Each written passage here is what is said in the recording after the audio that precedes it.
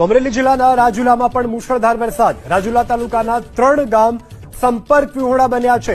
ખેરા, પટવા, ચાંચ બંદર ગામ સંપર્ક વિહોણા। સમઢિયાળા ગામનો બંધારો ઓવરફ્લો થયો છે। ત્રણેય ગામને જોડતો રસ્તો પાણીમાં ગરકાવ થયો છે। તો અમરેલી જિલ્લાના રાજુલા તાલુકાના આ 3 ગામ કે જે મુશળધાર વરસાદને કારણે સંપર્ક વિહોણા બન્યા છે। રાજુલાના 3 ગામ સંપર્ક વિહોણા બન્યા છે, જેમાં ખેરા, પટવા, ચાંચ બંદર ગામ સંપર્ક વિહોણા બન્યા છે।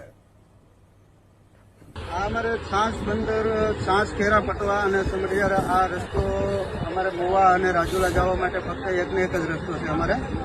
અને આ રસ્તો અત્યારે જો બ્લોક થઈ ગયો છે અને